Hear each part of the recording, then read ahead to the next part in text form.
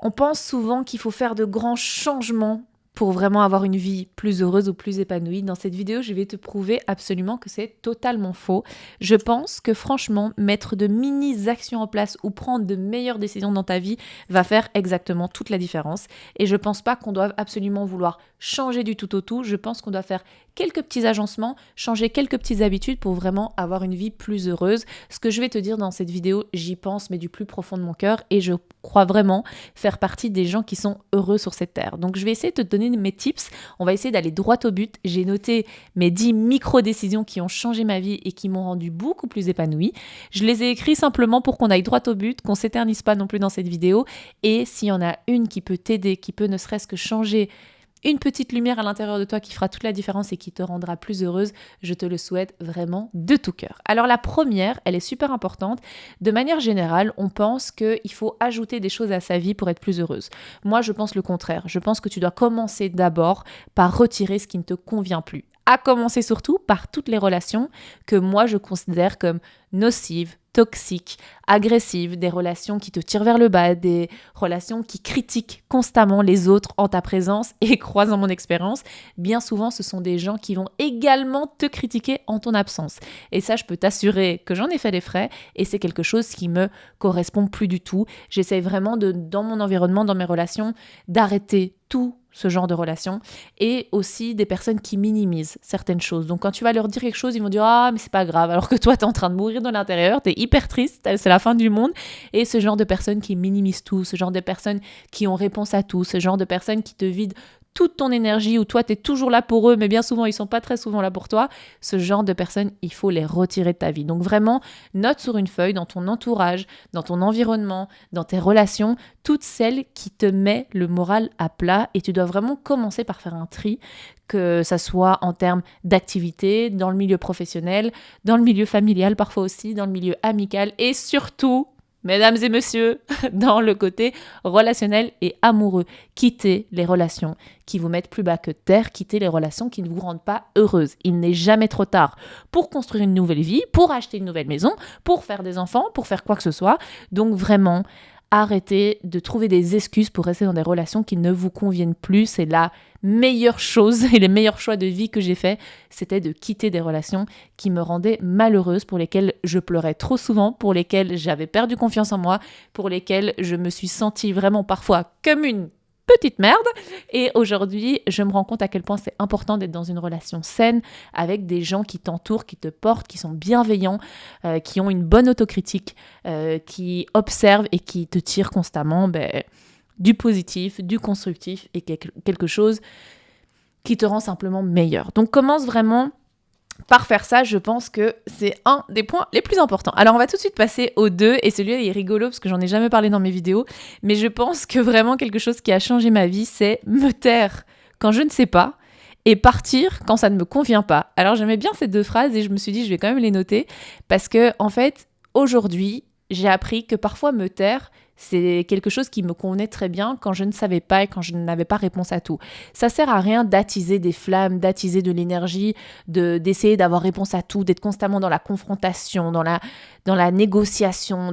Et vas-y, franchement, mets ton énergie au service de quelque chose de grand, mets ton énergie pour tes projets, mets ton énergie pour ce qui compte réellement pour toi, mais ne mets plus ton énergie dans des discussions, dans des débats, dans des choses où finalement la personne en face de toi, elle fera quand même ce qu'elle a derrière la tête. Donc vraiment, apprends à te taire quand tu sens que ça ne fera aucune différence et que ce sont peut-être certaines choses que tu ne sais pas non plus, et apprends à partir d'une situation qui ne te convient pas. Moi vraiment maintenant j'ai plus honte de quitter un lieu dans lequel je me sens mal, de quitter une relation même amicale qui ne me correspond plus, qui n'est plus alignée à mes propres valeurs, et vraiment de partir sans même me justifier. Alors évidemment quand c'est des amitiés de longue date ça mérite quand même une petite discussion, mais de manière générale l'environnement s'il ne te convient pas, fais tout vraiment pour partir et pour le quitter.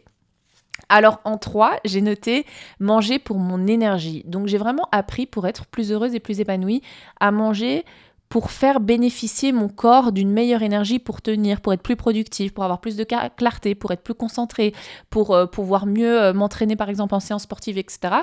Donc je vais plus manger par habitude, manger juste parce que c'est quelque chose de bon que j'ai envie. Je pense notamment aux choses très très sucrées. Alors attention, je mange toujours mon petit chocolat noir quotidiennement, ça n'a pas changé, mais c'est un vrai bon chocolat noir, minimum 85%, je vous rassure. Et c'est vrai que j'ai pas de régime drastique, c'est vrai que je fais très attention à mon alimentation, mais surtout pour qu'elle soit saine, pour qu'elle soit bonne pour mon corps et qu'elle me donne de l'énergie. Donc j'ai fait plusieurs vidéos sur ma chaîne YouTube concernant l'alimentation, donc ça vous intéresse vraiment, allez jeter un coup d'œil, mais je pense que vous devez commencer à manger en conscience pour bénéficier, pour que en fait la nourriture soit votre carburant et que la nourriture soit pas juste une obligation à manger et donc à manger un peu tout et n'importe quoi, à mal s'organiser, à pas avoir le temps, donc à prendre des repas préparés, etc. Non, organisez-vous vraiment dans votre alimentation, mangez parce que c'est bon pour votre énergie, que ça vous fait du bien, que ça vous fait du bien aussi au niveau de votre système digestif. Je pense vraiment que c'est important d'écouter son propre corps et vraiment ça c'est une des choses qui m'a rendue les plus heureuses parce que j'ai eu plus de carburant, j'ai eu plus d'énergie et j'ai vraiment réussi à mettre ça à profit et à trouver un équilibre qui soit digestif, qui soit intellectuel, qui soit en termes de mouvement de mon corps, en termes de sport, etc. Donc je te recommande vraiment, vraiment de t'intéresser un peu plus à ce que tu manges et savoir exactement ce qu'il y a dans ton assiette et si ça te sert ou si c'est uniquement et toujours du plaisir, qui n'est pas toujours mauvais en soi, mais quand même, faites attention à bien manger, ça vous aidera vraiment. Être en bonne santé, pour moi, c'est la base de tout et ça passe vraiment, vraiment, vraiment par l'alimentation. Alors, en point 4, j'ai mis finir ce que je commence. Donc, une fois que je m'engage dans quelque chose, peu importe le temps que ça met, il faut absolument que je le finisse. Et ça, c'est vrai qu'en fait, ça m'a permis à me faire confiance et à tenir mes promesses envers moi-même. Et ça, j'en parle souvent dans mes vidéos parce que je pense que c'est important. À partir du moment où tu te dis « Ah oui, je vais faire ci, je vais faire ça, j'ai envie de ci, j'ai envie de ça », mais que tu passes pas à l'action, en fait, tu te mens à toi-même. Tu tiens pas tes promesses envers toi-même et donc, tu n'as plus envie de te auto-faire confiance. Et donc, malheureusement, tu baisses la confiance que tu as en toi, tu baisses l'estime de toi-même et après, tu te sens pas bien, tu te sens pas légitime, tu n'as pas envie, tu oses pas, tu reportes à demain ce que tu pourrais faire tout de suite, t'es pas productive et en fait tu rentres dans un cercle vicieux qui est ultra néfaste. Donc de manière générale, je pense que c'est vraiment important de tout ce que tu dis, fais-le vraiment. Et même pas pour les autres, pour toi. Sois honnête avec toi-même et tiens tes promesses envers toi-même. Ça peut aller du micro petit détail de te challenger d'aller au sport une fois par semaine, à mieux manger, à mieux t'hydrater, à te lancer ton propre business, à faire une to-do avec des checklists que tu coches, peu importe ce qui te fait du bien et ce qui concrétise tes pensées et tes engagements. Mais dès que tu t'engages envers toi-même, vas-y à fond et honnêtement, ça fait la différence sur ton épanouissement personnel parce que tu vas être tellement fier de toi, tu vas tellement te rendre compte à quel point tu es capable que tu vas aller plus vite, plus loin, tu vas être plus satisfait de ce que tu fais et tu vas te rapprocher de tes objectifs et donc automatiquement, si tes objectifs sont censés te rendre plus heureuse, tu vas finir par être plus épanouie, croisant vraiment mon expérience. Alors en 5, j'ai mis que tous les jours, je pense à 2 choses. Il faut avoir validé dans mon esprit chaque jour le fait de bouger pour que ce soit bien pour mon corps, pour que ça facilite mon sommeil, pour que je sois plus productive, pour que je m'aère l'esprit, bref, vraiment au niveau du mouvement. Ça peut être juste aller marcher, ça peut être faire ma séance de sport, ma séance de danse, me lever matin, faire une séance de stretching, bien m'étirer, faire un cours collectif, peu importe. Ça peut aller de 2 minutes à 2 heures en fonction du temps que j'ai, mais tous les jours, je prends le temps de bouger et tous les jours, je prends le temps de créer. Et ça, je vous assure que c'est bon pour l'esprit. Les gens qui créent sont souvent des gens qui ont un bien-être supérieur à ceux des autres. Ce sont généralement des gens qui se sentent mieux aussi, qui se sentent plus épanouis et qui arrivent à exprimer quelque chose qui traverse leur tête et qui finalement se transparaît dans leur créativité, quelle qu'elle soit. Donc de manière générale, créez, soyez curieux, ayez envie de développer des choses, même à toute petite échelle. Attention, je ne vous demande pas tous les jours de créer un show ou tous les jours de créer comme moi une vidéo YouTube, c'est pas ça le message. C'est juste, essaye quotidiennement d'être dans un petit mouvement de création, de pensée créative, j'en sais rien, écrit, je sais pas ce qui te passionne, je sais pas ce qu'est pour toi la définition de la créativité, mais vraiment même à petite échelle, essaye chaque jour de mettre en place quelque chose qui te rapproche un petit peu du fait de créer et de te stimuler cérébralement, c'est ultra important.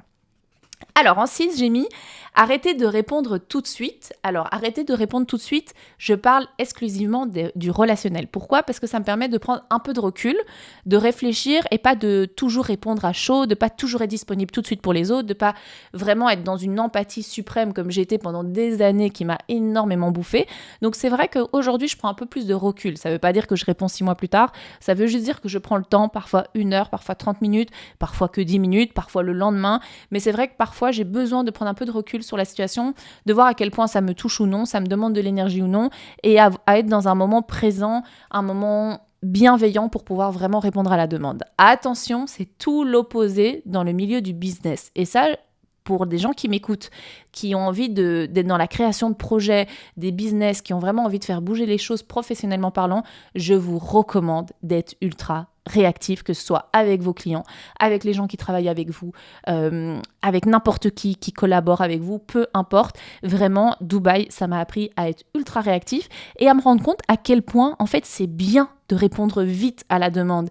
Et j'ai eu l'impression, moi, personnellement, dans mon milieu professionnel général, donc de tout ce que j'ai testé vraiment, pas uniquement l'enseignement, pas uniquement la danse, mais de manière générale, en Belgique, je me suis rendu compte qu'il y avait une manie à se dire « Ah, je répondrai demain parce que je fais un peu la star, parce que les gens comme ça, ils comprennent que je suis occupée. » Non, ça marche pas. Dans la vraie vie active, j'ai vraiment appris ça à Dubaï et croyez-moi que c'est la ville du business pour ça, que au plus tu réponds vite, au plus tu as des chances que ton business fonctionne et perdure dans le temps. Les gens aiment la réactivité, les gens aiment se sentir soutenus, écoutés et pris au sérieux directement. Et donc vraiment, j'ai les deux opposés. Dans le business, j'ai une réactivité, une productivité, tout va vite dans mon cerveau, tout va vite dans mes réactions, j'essaie de trouver des solutions très rapidement, je réponds tout de suite et parfois j'ai peut-être pas la solution ou la réponse au message professionnel, mais dans ce cas-là, je donne une solution, je dis voilà, je te réponds, je ne t'oublie pas, laisse-moi 30 minutes, laisse-moi 1 heure, je te reviens demain. Jamais laisser les gens dans l'attente quand c'est dans le milieu professionnel, parce que je pense que ça te donne même un côté fiable. Tandis que dans le milieu privé, j'avoue qu'aujourd'hui, je souffle un peu, je prends un peu de recul et je vois à quel point ça me demande de l'énergie ou non. Donc j'ai vraiment travaillé ces deux facettes de ma personnalité et ça m'a vraiment aidé à être plus épanouie dans mon milieu professionnel et être plus épanouie en contrepartie dans mon milieu privé, enfin dans ma zone privée on va dire. Donc voilà, ça franchement note-le si c'est quelque chose que tu peux essayer pour voir si ça fait réellement la différence. Alors en 7, j'ai noté, vous le savez, me connaître, je trouve que c'est vraiment quelque chose d'important, mais savoir vraiment en fait ce qui, toi, te fait vibrer et ce qui occasionne du bien-être chez toi. Parce qu'à partir du moment où tu connais ça, dès que tu vas avoir un coup de mou, dès que tu vas avoir un petit down, dès que tu vas avoir une remise en question, une phase de doute, dès que voilà, quelqu'un va te faire douter, peu importe, tu vas pouvoir te reconnecter à ce que tu connais de toi et à ce qui te fait réellement du bien. Si aujourd'hui, je te pose la question de savoir qu'est-ce qui te rend heureuse et que tu ne sais pas répondre, tu ne pourras jamais te considérer comme quelqu'un d'épanoui à l'instant T, parce que tu ne sais même pas ce que tu veux et tu ne sais même pas ce qui te rend réellement heureuse. Maintenant, si en réfléchissant, tu dis, moi, ce qui me rend heureuse, je vais vraiment faire l'exemple sur moi, comme ça je te donne des idées, c'est avoir ma liberté, mon indépendance, pouvoir voyager, être en communication ou être en lien avec des animaux. En communication, c'était pas très clair, mais tu vois ce que je veux dire, être vraiment connecté plutôt aux animaux. Être systématiquement stimulé par mon milieu artistique ou sportif. Par exemple, moi, je sais que là, j'ai déjà 5 panels, que dès que j'ai un coup de mou, je sais que une de ces 5 choses-là va me rendre heureuse. Alors, est-ce que c'est partir juste un week-end pour prendre l'air et changer d'air ? Peut-être. Est-ce que c'est prendre un billet d'avion et partir à l'autre bout du monde ?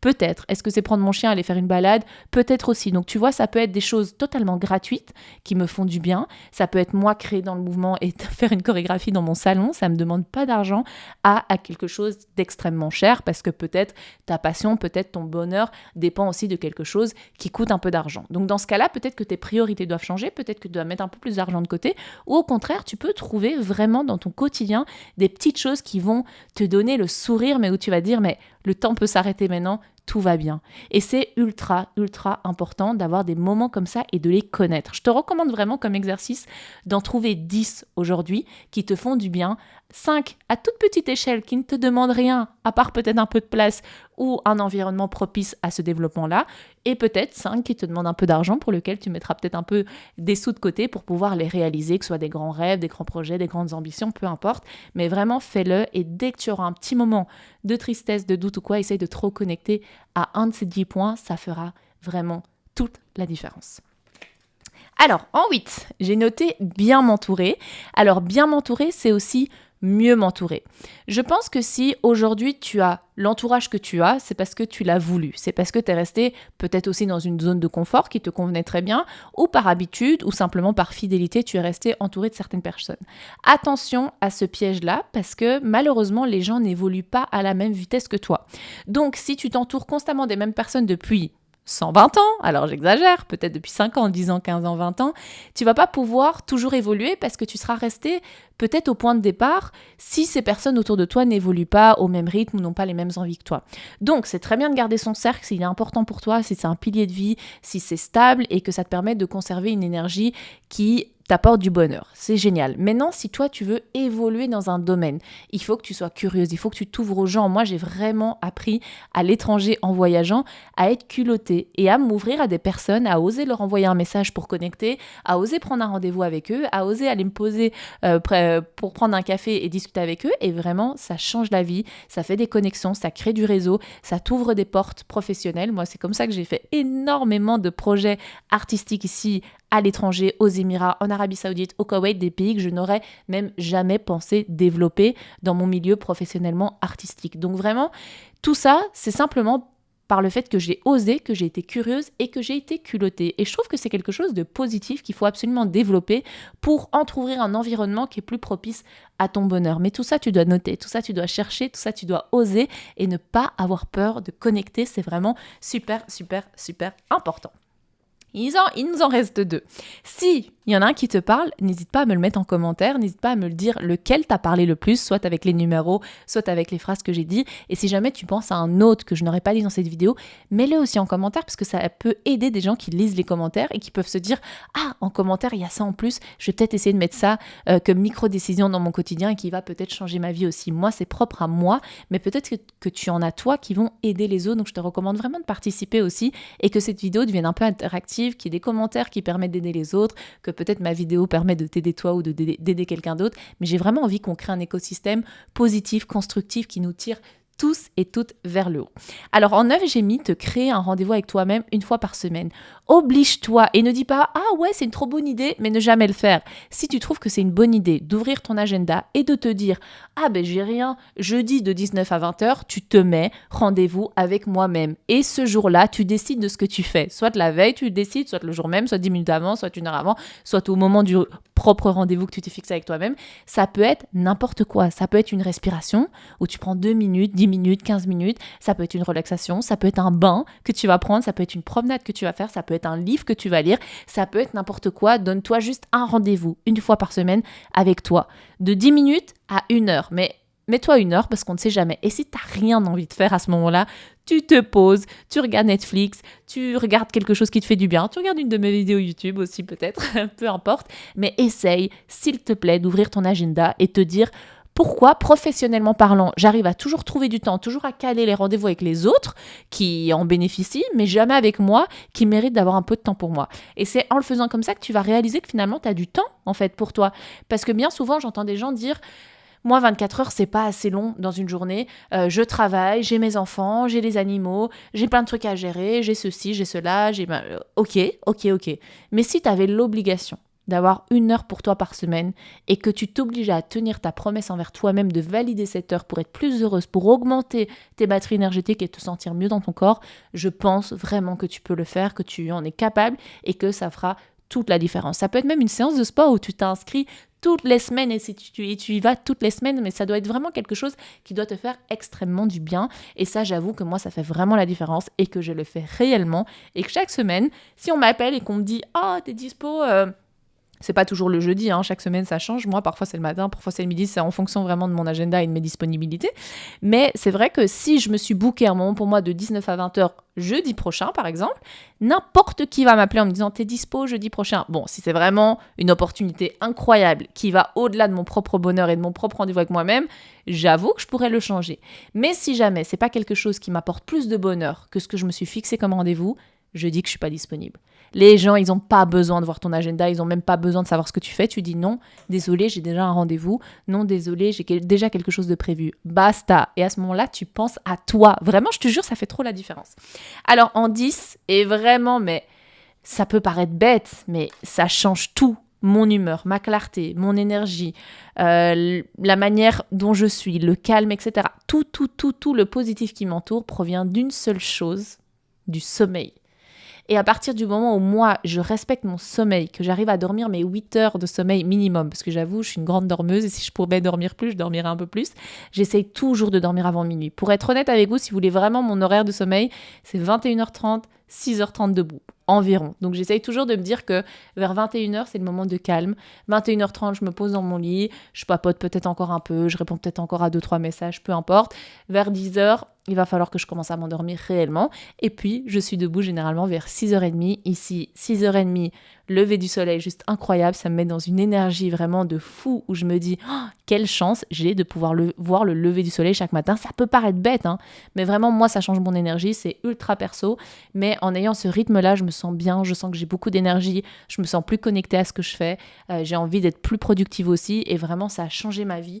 Et je te recommande d'avoir un sommeil de qualité. C'est pas toujours possible, mais en tout cas, j'ai fait des vidéos aussi là-dessus sur ma chaîne YouTube si ça t'intéresse. Va vraiment les regarder parce que je donne beaucoup de tips pour comment améliorer son sommeil. Et c'est vrai qu'en fait, ça fait toute la différence. Vraiment, c'est ultra important.